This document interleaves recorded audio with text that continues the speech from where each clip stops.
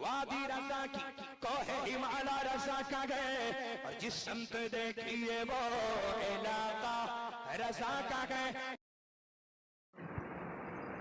بسم اللہ الرحمن الرحیم. الحمد للہ رب العالمین والصلاة والسلام علی سید المرسلین وعلی آلہ واصحابہ اجمعین. اما بعد فاعوذ باللہ من الشیطان الرجیم. بسم اللہ الرحمن الرحیم. کنتم خیر امۃ اخرجت للناس تأمرون بالمعروف وتنہون عن المنکر. صدق اللہ العظیم. وبلغنا رسولہ النبی الامین الکریم. ونحن علی ذلک لمن الشاہدین والشاکرین. والحمد للہ رب العالمین. معزز سامعین، نوجوان دوستو، عزیز بچوں، آئیے پہلے موراب مل کر آقائے دو جہاں، شہنشاہ کون مقام، رحمت عالم روحی فدا صلی اللہ تعالیٰ علیہ وسلم کی بارگاہ ناز میں ہدیہ درود و سلام پیش کر لیں. اللہم صلی علی سیدنا و نبینا مولانا محمد کما تحب ترضا بان تصلی علیہ الصلاۃ و سلام علیک یا رسول اللہ صلی اللہ تعالیٰ علیہ وسلم. معزز سامعین، خطبہ مسونہ کے بعد جس آیت کریمہ کے تلاوت کا شرف حاصل کیا ہے، پروردگار عالم ارشاد فرماتا ہے تم بہترین امت ہو، تمہیں اس لیے پیدا کیا گیا ہے کہ لوگوں کو بھلائی کا حکم دو اور برائی سے روکو. معزز سامعین، دنیا میں نصف سے زائد عورتیں ہیں. احکام میں ایمان لانا اگر مرد پہ فرض ہے تو عورتوں پر بھی فرض ہے. شرک سے بچنا مردوں کے لیے فرض ہے تو عورتوں کے لیے بھی فرض ہے. نماز، روزہ، حج و زکوٰۃ ارکان اسلام اگر مردوں پہ فرض ہیں تو عورتوں بھی فرض ہے. معزز سامعین، لڑکا ہو یا لڑکی، بیٹا ہو یا بیٹی، شریعت یہ کہتی ہے اعدلوا بین اولادکم، اپنی اولاد کے درمیان عدل و انصاف سے کام لو. آپ کوئی چیز بازار سے خرید کے اپنے بچوں کے لیے لاتے ہیں تو شریعت جس کو پسند کرتی ہے پہلے وہ چیز، وہ تحفہ بچی کے ہاتھ پہ رکھیے، پھر بچے کے ہاتھ پر رکھیے. زندگی میں اگر آپ اپنے مال کی تقسیم کرنا چاہتے ہیں تو زندگی میں اگر آپ مال کی تقسیم کریں گے تو شریعت یہی کہتی ہے کہ لڑکا اور لڑکی میں کوئی فرق نہیں ہوگا، دونوں کو برابر برابر حصہ دیا جائے گا. اگر آپ زندگی میں اپنے اموال کی تقسیم کرتے ہیں تو شریعت یہی کہتی ہے کہ دونوں کو برابر برابر حصہ ملے گا، اس میں تفریق نہیں ہوگی. وہ تفریق مرنے کے بعد ہے جس کو میراث کہا جاتا ہے. مرنے کے بعد اگر باپ کے مال کی تقسیم ہوگی تب اس کے لیے شریعت نے ایک اصول مقرر کیا ہے للذکر مثل حظ الانثیین. ایک بیٹے کو ایک بیٹی کا 2 گنا حصہ ملے گا. یہ میراث ہے جو مرنے کے بعد ہوتا ہے. زندگی میں بیٹا اور بیٹی میں کوئی فرق نہیں ہے. زندگی میں تقسیم کرنا ہے تو برابر برابر ہی دیا جائے گا۔ وصال کے بعد جو میراث کی تقسیم ہے، شریعت نے بیٹی ہے تو اسے 1/3 کا حکم دیا ہے۔ وجہ یہ ہے کہ بیٹی کی کفالت ہمیشہ دوسروں کے ذمے ہے۔ جب تک وہ نابالغ ہے، شادی نہیں ہوئی ہے، اس کے اخراجات کا ذمہ دار اس کا باپ ہے۔ شادی ہو جانے کے بعد اس کے اخراجات کا ذمہ دار اس کا شوہر ہے۔ اگر وہ مطلقہ ہو جاتی ہے، بیوہ ہو جاتی ہے اور اس کے پاس کوئی ذریعہ معاش نہیں، تو پھر اس کے سارے پرورش اور اخراجات کا ذمہ دار اس کا باپ یا بھائی ہے۔ اگر باپ و بھائی میں کوئی اس لائق نہیں کہ اپنے مطلقہ بہن کی پرورش کر سکے یا مطلقہ بیٹی کی پرورش کر سکے، وہ خود معذور ہیں، تب ایسی صورت میں شریعت اسلامیہ جہاں اسلامی حکومت ہے وہاں حکم دیتی ہے کہ ان کے اخراجات کو بیت المال سے پورا کیا جائے۔ جہاں اسلامی حکومت نہیں، جیسے ہندوستان ہے، تو یہاں پر مسلمانوں کی ذمہ داری ہے کہ ایسے مطلقہ ہیں جن بے سہارا ہیں، جن کا کوئی پرورش کرنے والا نہیں، یا ایسی بیوائیں جو بے سہارا ہیں، ان کا کوئی پرورش کرنے والا نہیں، مسلمانوں کی ذمہ داری ہوتی ہے کہ وہ زکوٰۃ و صدقات سے ان کی اعانت کریں، اور اس طرح ان کی پرورش کے معاملے کو شریعت نے بیٹی کے حیثیت سے بھی اسے اپنے باپ کا وارث بنایا، بہن کی حیثیت سے اس نے اپنے شریعت مطہرہ نے اگر بھائی کا انتقال ہوتا ہے، اس کے بیٹے بیٹیاں نہیں ہیں، تو بہن بھائی کا بھی وارث ہوگی، بیوی کی حیثیت سے وہ اپنے شوہر کی وارث ہوگی، اور اگر کوئی اولاد ہے اور اس کا انتقال زندگی میں ہوتا ہے تو اپنے بیٹے کے بھی مال کا وارث ہوگی۔ اگر اس کا کوئی بھائی ہے اور بھائی کا انتقال ہوتا ہے اور بھائی کی اولادیں نہیں ہیں تو اپنے بھائی کے بھی مال کا وارث ہوگی۔ شریعت نے کبھی اسے بے سہارا نہیں چھوڑا۔ اسلام میں جس طرح مردوں کا ایک رول ہے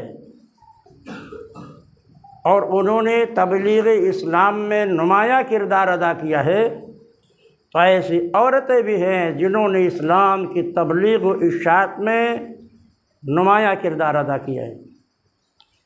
بلکہ حدیثیں اٹھا کر دیکھیے تو اس سے یہ پتہ چلتا ہے کہ ازواج مطہرات جو سرکار دو عالم صلی اللہ علیہ وسلم کی ازواج تھیں یا جو صحابیات تھیں، 1/3 دین کے احکام عورتوں ہی کے ذریعے امت تک کے پہنچے ہیں۔ تو اگر مردوں نے تبلیغ رشد و ہدایت اور اسلام کی اشاعت کا کارنامہ انجام دیا ہے تو عورتیں پیچھے نہیں ہیں۔ قرآن کی حفظ کرنے میں، علوم اسلامیہ کی تعلیم حاصل کرنے میں جو حکم مردوں کے لیے ہے وہی حکم عورتوں کے لیے ہے۔ طلب العلم فریضۃ علی کل مسلم و مسلمہ، علم کا طلب کرنا ہر مسلمان پر فرض ہے، چاہے مرد ہو چاہے عورت ہو۔ اور حضور کے زمانے میں عورتوں نے جو نمایاں رول ادا کیا ہے دین و تبلیغ کے لیے، وہ آج بھی اسلامی تاریخ میں ایک روشن باب ہے۔ اس لیے کبھی بھی عورت کو حقارت کی نظر سے نہ دیکھیں اور اسے پورا حق دیں۔ بیٹی ہے تو بیٹی کی حیثیت سے، بہن ہے تو بہن کی حیثیت سے، بیوی ہے تو بیوی کی حیثیت سے، ماں ہے تو ماں کی حیثیت سے۔ اس کی پرورش کو اللہ تعالیٰ کے محبوب سید عالم صلی اللہ علیہ وسلم نے جنت کی ضمانت قرار دیا ہے۔ آقا نے فرمایا اگر کسی گھر میں 3 بیٹیاں جنم لیتی ہیں، انہیں پال پوش کر کے ان کی تعلیم و تربیت کر کے ان کی شادی کر دیتا ہے تو قیامت میں لوگ میری شفاعت تلاش کریں گے، مگر میری شفاعت اس امتی کو تلاش کرے گی جس نے اپنی 3 بیٹیوں کو تعلیم و تربیت سے نوازا اور نوازنے کے بعد اس کی شادی کی۔ عورتوں نے عرض کیا یا رسول اللہ اگر 2 ہی بیٹیاں ہوں، فرمایا 2 کی بھی یہی فضیلت ہے۔ ایک عورت نے عرض کیا حضور اگر 1 ہی بیٹی ہو، فرمایا اس کی بھی یہی فضیلت ہے۔ تو معزز سامعین، تعلیم و تربیت ہو یا احکام شریعہ اگر مردوں پر ضروری ہیں تو عورتوں پر بھی ضروری ہے۔ حضور اقدس صلی اللہ علیہ وسلم کے زمانے پاک میں صرف جہاد ہی ایک ایسا ہے حکم شریعت کا جو مردوں پر فرض ہے، عورتوں پر فرض نہیں ہے، کیونکہ جہاد کے لیے قوت چاہیے۔ قوت مردوں میں زیادہ ہے، عورتوں میں نہیں، لیکن اس کا مطلب یہ نہیں کہ عورتیں جہاد میں شریک نہیں ہو سکتی ہیں۔ اسلامی تاریخ اٹھا کر آپ کو دیکھیے تو آپ کو پتہ چلے گا کہ حضور کے زمانے میں بھی عورتوں نے بہت بلند کردار ادا کیا ہے اسلام کو غالب کرنے میں۔ ایک صحابیہ ہیں، انصار کس کو کہتے ہیں اسلام کی اصطلاح میں، پہلے یہ سمجھ لیجیے۔ حضور کے ہجرت سے پہلے مدینہ طیبہ میں مشرکوں کے دو بڑے قبیلے آباد تھے، ان میں سے ایک کا نام اوس تھا، دوسرے کا خزرج تھا۔ یہ دونوں مشرکین کے قبیلے تھے، اور صدیوں سے ان دونوں قبیلوں میں جنگ چھڑی ہوئی تھی۔ معمولی بات پر اوس کے لوگ خزرج پر چڑھائی کرتے تھے اور خزرج کے لوگ اوس پر چڑھائی کرتے تھے۔ لیکن جب اسلام آیا اور سرکار ہجرت کر کے مدینہ طیبہ تشریف لائے تو نبی کے قدموں کے برکت سے دونوں قبیلے مسلمان ہو گئے، قبیلے اوس بھی اور قبیلے خزرج بھی۔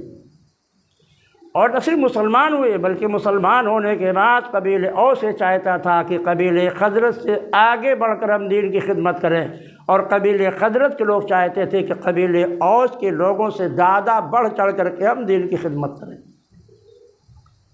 قبیلے خزرج اور قبیلے اوس جب مسلمان ہو گیا اور مہاجرین کی انہوں نے مدد کی، اور اپنے مکانات باغات میں جب اللہ کے نبی نے عہد اخوت و بھائی چارگی قائم کیا تو پھر ان کا لقب اسلام میں انصار پڑ گیا۔ تو یہ انصار، یہ قبیلے اوس و خزرج کا اسلامی لقب ہے جو مدینہ میں حضور کے قدموں کے برکت سے مشرف باسلام ہو گیا تھا، اور جس نے اس دشمنی کو جو صدیوں سال سے چلی آ رہی تھی اسے بھائی چارگی میں بدل دیا تھا۔ قبیلے خزرج کی ایک شہزادی تھی حضرت ام عمارہ۔ قبیلے خزرج کی بہت ساری شاخیں تھیں، اس میں ایک شاخ تھی بنی النجار۔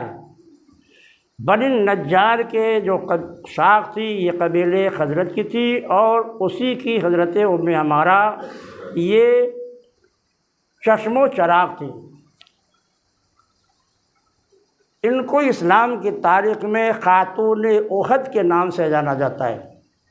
آپ کو واقعات کی روشنی میں صرف یہ بتانا ہے کہ ہماری مسلمان عورتوں نے اسلام کے رشد و ہدایت اور تبلیغ کے لیے کیسے کیسے فریضے انجام دیے ہیں، اور حضور کے عشق و محبت میں کس طرح انہوں نے اپنے جانوں کو نچھاور کرنے کا عہد کیا ہے۔ ان کو خاتون احد کہا جاتا ہے۔ بنی نجار کی چشم و چراغ تھی۔ یہ وہ قبیلہ ہے کہ جب ہجرت کر کے سرکار تشریف لے گئے تھے تو اسی قبیلے کے سردار حضرت ابو ایوب انصاری رضی اللہ تعالیٰ عنہ کے مکان پر حضور نے قیام فرمایا تھا، اور جب سرکار ہجرت کر کے گئے تھے اور مدینہ میں داخل ہوئے تھے تو بنی نجار ہی کی بچیوں نے طالع البدر علینا من ثنیات الوداع وجب الشکر علینا ما دعا للہ داعی، یہ جو اشعار ہیں یہ کبھی بنی نجار کی چھوٹی چھوٹی بچیوں نے حضور کے استقبال میں دب بجا بجا کر سرکار کا استقبال فرمایا تھا۔ بہت اسلام میں قبیلے بنی نجار کا ایک خاص مقام ہے۔ یہ قبیلہ حضور کے ننیالی رشتے میں آتا تھا۔ سرکار کی والد محترمہ جب تشریف لے گئی تھی سرکار کے بچپن میں تو اسی قبیلے میں اپنے ننیال میں وہ ٹھہری تھیں، اور یہیں پر آپ 1 سال تک بیمار رہی تھیں، اور پھر مقام ابوا میں آپ کا وصال ہوا تھا۔ بتانا یہ کہ اس قبیلے کو حضور سے خصوصی تعلق تھا، پورا عرب اس قبیلے کا بہت زیادہ احترام کرتا تھا۔ اسی کی چشم و چراغ تھی حضرت ام عمارہ رضی اللہ تعالیٰ عنہا۔ آپ کو معلوم ہے کہ جنگ احد جب چھڑی تھی تو سرکار دو عالم صلی اللہ علیہ وسلم کے معیت میں حضرت عائشہ رضی اللہ تعالیٰ عنہا اور چند عورتیں اور حضرت ام عمارہ بھی تشریف لے گئی تھی میدان جنگ میں۔ ان کا کام لڑنا نہیں تھا، ان کا کام یہ تھا کہ جو مسلمان زخمی ہو جائیں میدان جنگ میں ان کو اٹھا کر کے خیمے میں لائیں، ان کی مرہم پٹی کریں، انہیں پانی کی ضرورت ہے تو ان کو پانی پیش کریں۔ اس طرح عورتوں کی یہ خدمات جنگ احد کے موقع پر کچھ عورتوں سے متعلق تھے، جن میں حضرت عائشہ بھی تھی جو سرکار کی محبوب ترین بیوی ہیں، اور حضرت ام عمارہ بھی تھی۔ اللہ کے نبی نے جنگ احد کے موقع پر تیر اندازوں کی ایک جماعت کو در احد پر بٹھا دیا تھا، ارشاد فرما دیا تھا کہ ہم ہاریں یا جیتیں مگر تم کو یہ در احد نہیں چھوڑنا ہے۔ بلکہ تاریخ میں یہاں تک ملتا ہے کہ آقا نے فرما دیا تھا کہ اگر ہم ہار بھی جائیں اور ہمارے جسم کو تم دیکھو کہ پرندے نوچ رہے ہیں، جب بھی در احد کو مت چھوڑنا، وہیں پہ تم لوگوں کو رہنا۔ تیر اندازوں کو 40 ماہر تیر انداز وہاں بٹھائے گئے تھے۔ پہلے ہی حملے میں اللہ تبارک تعالیٰ نے مسلمانوں کو فتح عطا کر دی، فتح پا گئے مسلمان۔ اب جب فتح پا گئے تو فتح پانے کے بعد وہ مال غنیمت وغیرہ لوٹنے میں لگ گئے اور اپنے ہتھیاروں کو انہیں اٹھا کر اپنے خیموں میں رکھ دیا۔ لیکن اس وقت تک کہ خالد بن ولید مسلمان نہیں ہوئے تھے، بہت بڑے جنرل تھے، بہت کامیاب جنرل تھے۔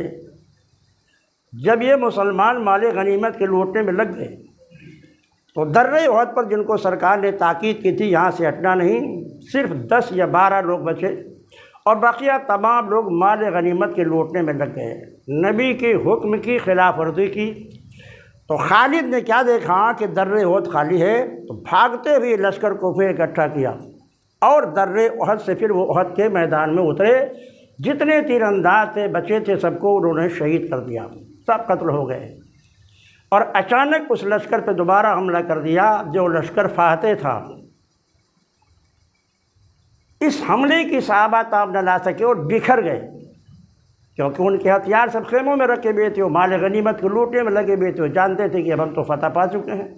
اچانک یہ حملہ تھا جس میں بڑے بڑے جلیل القدر صحابہ شہید ہو گئے۔ سیدنا امیر حمزہ رضی اللہ تعالیٰ عنہ اسی دوسرے حملے میں شہید ہوئے۔ حضرت حنظلہ غسیل الملائکہ جن کو فرشتوں نے غسل لیا تھا، جن کا تاریخ میں ایک اعلیٰ مقام ہے کہ وہ شب دفاق میں اپنی بیوی سے صحبت کرنے کے بعد جب نبی نے اعلان فرمایا تھا احد کے لیے چلو تو نہانے تک کا موقع نہیں ملا تھا، اسی حال میں تشریف لے گئے تھے اور آپ جہاد میں شریک ہوئے تھے۔ تو وصال کے بعد فرشتوں نے ان کو غسل دیا، اسی لیے ان کو غسیل الملائکہ کہا جاتا ہے۔ امیر حمزہ اور حضرت حمزہ اور یہ حضرت حنظلہ وغیرہ بڑے جلیل القدر صحابی تھے، یہ لوگ شہید ہو گئے۔ کفار کے لشکر نے اسے یہ فائدہ اٹھایا کہ وہ بڑھتے ہوئے حضور کے قریب جا رہے تھے کہ سردار لشکر محمد ابن عبداللہ کو شہید کر دیا جائے۔ آپ یہ سمجھیں کہ ایسا نازک وقت آ گیا تھا کہ حضور کے ساتھ صرف 12 صحابہ بچے تھے، بقیہ سب منتشر ہو گئے تھے۔ حضرت ام عمارہ نے جب یہ دیکھا کہ مشرکین میرے مصطفیٰ کی طرف بڑھ رہے ہیں تو مرہم پٹی کر رہی تھی زخمیوں کی، اسے چھوڑا، ہاتھ میں تلوار لیا اور ڈھال لے کر میدان جنگ میں کود پڑی۔ روایت میں آتا ہے کہ انہوں نے اس شجاعت و بہادری کا مظاہرہ کیا کہ مشرکین کا جو دستہ حضور کی طرف بڑھنے کی کوشش کرتا تھا تنہا اس پر حملہ آور ہو جاتی تھی اور سخت مقابلہ کرتے ہوئے ان کو پیچھے ہونے پہ مجبور کر دیتی تھی۔ حضور کے کبھی دائیں طرف لڑتی کبھی بائیں طرف لڑتی۔ آقا فرماتے ہیں کہ آج ام عمارہ نے جو جنگی کارنامہ انجام دیا ہے یہ تمام شریک ہونے والوں سے بہتر تھا۔ آج میں نے دیکھا کہ وہ کبھی میرے دائیں لڑ رہی تھی کبھی میرے بائیں لڑ رہی تھی اور آنے والے مشرکین کو مجھ سے ہٹا رہی تھی۔ اسی درمیان میں حضرت ام عمارہ کے ایک صاحبزادے عبداللہ تھے، وہ بھی جنگ میں شریک تھے۔ ابن قمیہ نامی کافر نے جب دیکھا کہ ام عمارہ بہت تیزی سے کافروں کو قتل کر رہی ہیں تو اس نے پہلے نیزہ مارا سرکار دو عالم صلی اللہ علیہ وسلم کو۔ آپ لوہے کی ٹوپی پہنے ہوئے تھے، نیزہ اتنا کاری تھا کہ لوہے کے اس خود کو توڑ کر آپ کے دانتوں میں گھس گیا اور آپ کا دندان مبارک شہید ہو گیا۔ یہی کافر تھا ابن قمیہ۔ جس نے مارا تھا اور سرکار کے دندان مبارک شہید ہوئے تھے، آپ خون سے تربتر ہو گئے، فوراً آپ نے اپنی چادر مبارک کو اپنے منہ پہ رکھ لیا تاکہ خون کا کوئی قطرہ زمین پر نہ گرنے پائے۔ عمارہ نے جب یہ دیکھا کہ ابن قمیہ کافر نے حضور کو تیر مارا تو شیرنی کی طرح اس پر جھپٹ پڑی اور جنگی تدبیر اختیار کرتے ہوئے پہلے اس کے گھوڑے کے جو وہ سوار تھا اس کے پاؤں آگے کے کاٹ دیے۔ جیسے ہی پاؤں کو کاٹا تو گھوڑا لبلا کر کے بیٹھا اور ابن قمیہ بھی زمین پر گر پڑا۔ جب وہ گرا تو حضرت عمارہ کے صاحبزادے حضرت عبداللہ نے وار کیا اور اس کو وہیں قتل کر دیا۔ عمارہ اللہ کا شکر ادا کرتے، مولا تیرا شکر ہے کہ میرے نبی کو جس کافر نے زخمی کیا تھا میرے شہزادے نے اس سے انتقام لے کر اسے جہنم پہنچا دیا۔ پھر حضرت عمارہ چاروں طرف شیرنی کی طرح بکھر کر لڑ رہی تھی میدان احد میں، اسی لیے ان کو خاتون احد کہا جاتا ہے۔ یہ وہ اسلامی خاتون ہیں جنہوں نے تنہا بہت سارے کافروں کو جہنم پہنچایا۔ عمارہ کے صاحبزادے عبداللہ نے جب اس ابن امیہ کافر کو قتل کیا تو اس کا بیٹا حضرت عمارہ کی طرف بڑھا اور حضرت عمارہ سے الجھ گیا۔ انہیں وہ قتل کرنا چاہتا تھا لیکن بہت بڑا نوجوان تھا، وہ بڑا مشہور ان کا نوجوان تھا، اس کی شہ سواری مشہور تھی۔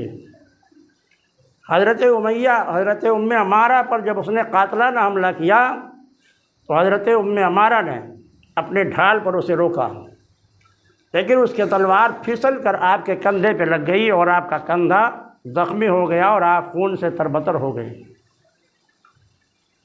اتنے میں آقا نے عبداللہ سے فرمایا، جو عمارہ کے صاحبزادے تھے، عبداللہ ابن قمیہ کافر کا بیٹا تمہاری ماں سے الجھا ہوا ہے، لہذا تم اپنے ماں کی جا کے مدد کرو۔ حضرت عبداللہ نے پائترا کاٹ کر اس کافر کو پیچھے سے اتنی تیزی سے تلوار مارا کہ اس کے جسم کے 2 ٹکڑے ہو گئے۔ اللہ تعالیٰ نے اس طرح پھر اللہ نے اپنے محبوب کی حفاظت فرمائی۔ معزز سامعین، سرکار دو عالم صلی اللہ تعالی وسلم نے حضرت عمارہ کے زخم کی پٹی اپنے ہاتھوں سے باندھی۔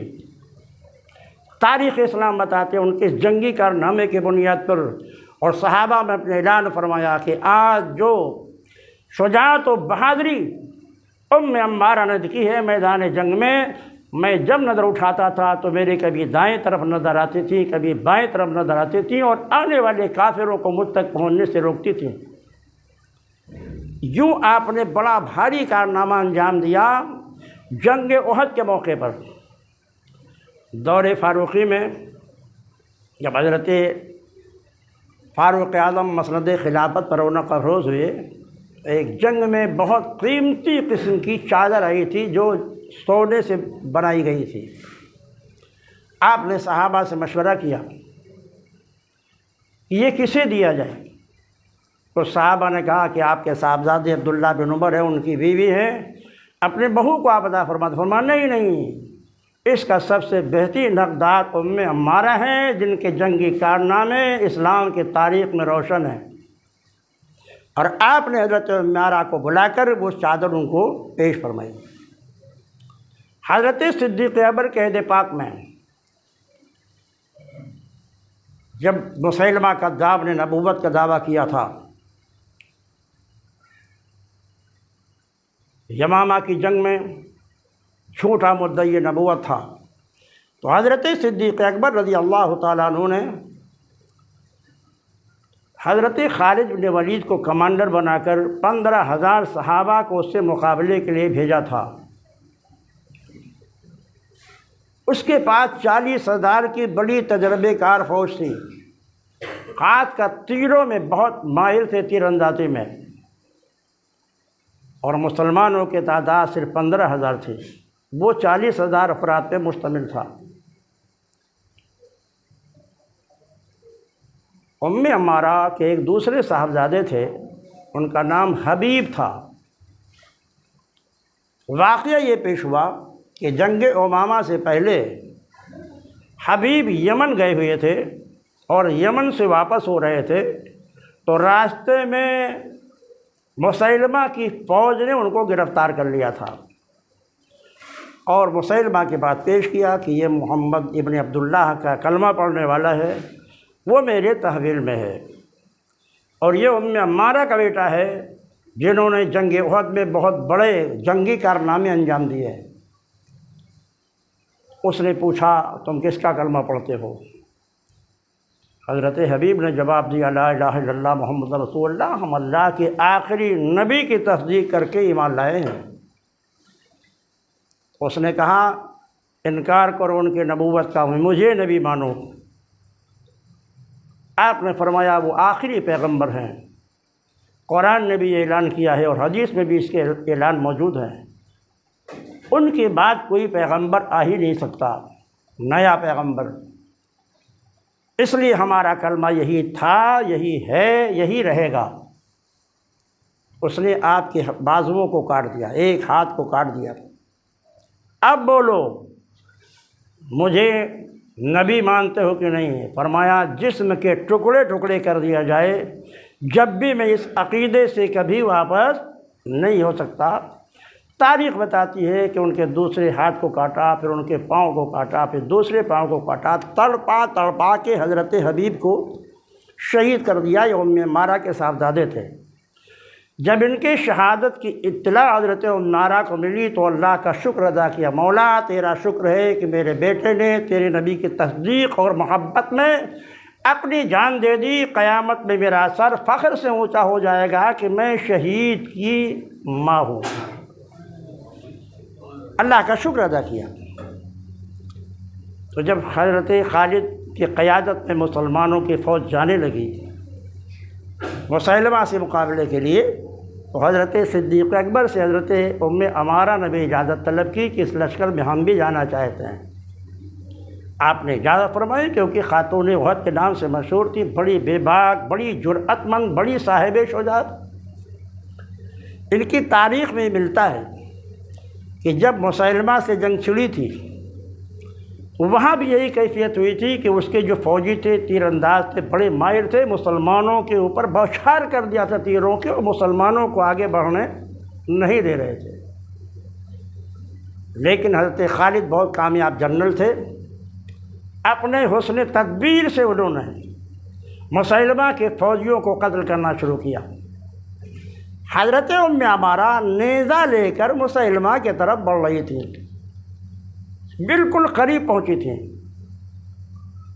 قریب تھا کہ وہ نیزے سے مسیلمہ پر حملہ کر دیتی۔ حضرت ام عمارہ کہ وہ کیا دیکھتی ہیں کہ دو تلواریں اٹھی اور مسیلمہ کذاب کے جسم کو کاٹتے ہوئے زمین پر جا کے لگی۔ ایک طرف اندر اٹھایا تو دیکھا حضرت وحشی ہیں جن کی تلوار سے مسیلمہ مارا گیا۔ دوسری نظر اٹھا کے دیکھا انہوں نے تو آپ ہی کے صاحبزادے حضرت عبداللہ تھے جنہوں نے دوسری تلوار سے مسیلمہ کو قتل کیا تھا۔ زخمی ہوئی حضرت عبداللہ، لیکن اس کے باوجود ام عمارہ نے جب دیکھا کہ یہ کافر قتل ہو گیا تو اللہ کا شکر ادا کرتے کہ مولا تیرے نبی کے دشمن کو میرے بیٹے نے قتل کیا، مجھے اس پر فخر ہے۔ حضرت وحشی اور حضرت عبداللہ یہ دونوں نے مل کر کے مسیلمہ کذاب کو قتل کیا۔ پھر اس کی فوج میں بھگدڑ مچی، فوج بھاگ گئی، یا تو قتل ہوئے یا گرفتار ہوئے۔ ہاں مسلمانوں کا یہ نقصان ہوا کہ ایک قول کے اعتبار سے 400، ایک قول کے اعتبار سے 600 صحابہ جو حفاظ قرآن سے وہ جنگ یمامہ میں شہید ہو گئے تھے۔ حضرت ام عمارہ بھی بہت شدید زخمی ہوئی تھی جنگ میں، کیونکہ یہ بھی اس کے فوج کے نرغے میں تھی اور کافروں کو معلوم تھا یہ ام عمارہ ہیں۔ ان کا ایک بازو کٹ گیا تھا اسی جنگ میں، حضرت ام عمارہ کا پورا ایک بازو کٹ گیا تھا، لیکن اس کے باوجود انہوں نے جنگ میں شرکت سے فرار اختیار نہیں کیا، یہاں تک کہ جنگ میں مسلمانوں کو فتح ملی۔ پھر حضرت خالد بن ولید نے بذات خود بہترین ماہرین کے ساتھ حضرت ام عمارہ رضی اللہ تعالیٰ عنہ کا علاج کروایا اور وہ تندرست و توانا ہو گئی۔ عزیزو، بتانا یہ ہے کہ اگر مردوں نے بھی جہاد میں نمایاں کام انجام دیا ہے تو اسلامی خواتین پیچھے نہیں ہیں۔ بے شمار واقعات تاریخ اسلام میں بھرے پڑے ہیں کہ فلاں فلاں جنگوں میں عورتوں نے کس طرح نمایاں کردار ادا کیا ہے۔ اس لیے عورتوں کو جو ان کا پورا حق دیا جائے۔ تعلیم پر جس طرح مردوں کا حق ہے، بچوں لڑکوں کا حق ہے، ایسی لڑکیوں کا بھی حق ہے۔ اس لیے انہیں بھی زیور تعلیم سے مکمل سنوارا جائے۔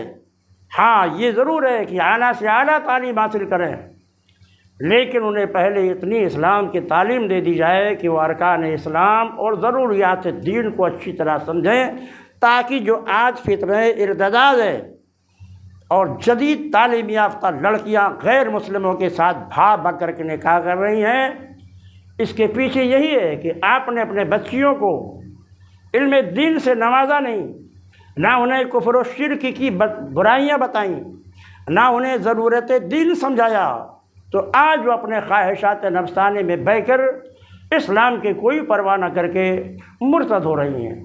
اس لیے ہر باپ ہر بھائی کی یہ ذمہ داری ہے کہ اپنے گھر میں اپنے بچیوں کو بھی جس طرح بچوں کو زیور علم سے اور علم دین سے نوازا جاتا ہے انہیں بھی آزمائے۔ پروردگار عالم ہمیں اور آپ کو اس کی توفیق عطا فرمائے، جن کے